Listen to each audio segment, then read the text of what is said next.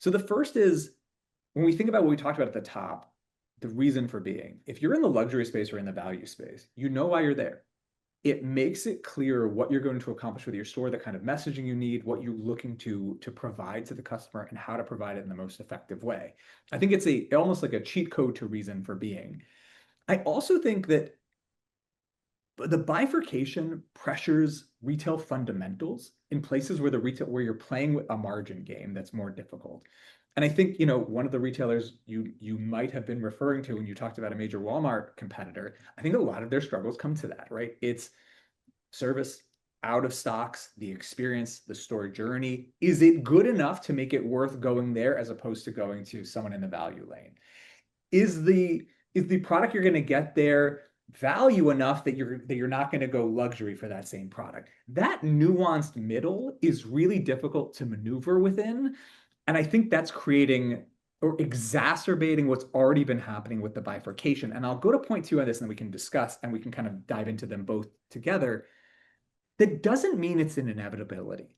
Like this idea that the middle is dying, and one of the is I think is it is true, but it doesn't need to be, right? It's dying because we're failing the middle. It's not dying because the middle has gone away. And I think a great example of this actually comes from the department store space. I was having a conversation with a colleague from another retail company, and we were talking about department stores. And one of the conclusions that we came to is that, look, a department store experience where you go in and you're able to get this product from this brand and this product from that brand and this product from that other brand and put it all together and you get the things you want, it can be great. I had to go to a conference. I got 4 pairs of pants from 4 different retailers. Like it was great. It checked the box for me. I was super happy. My wife felt like I wasn't going to look as embarrassing on stage, so she was happy. But the weird thing was, it was the same brands that had been there 20 years ago. So like nothing had changed, nothing had evolved. And his point, this colleague said, well, look at Dillard's. When you walk into Dillard's, they're like, hey, we have new stuff. We have new things. And Dillard's is outperforming the other players in that kind of same segment.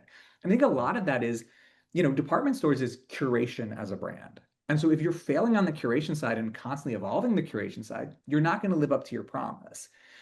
The middle is the same thing. If you're not living up to that promise of like being able to walk that line of what the middle wants, provide a great in-store experience, ensure you have the right products in stock, ensure you have a good enough service to help people find what they're looking for.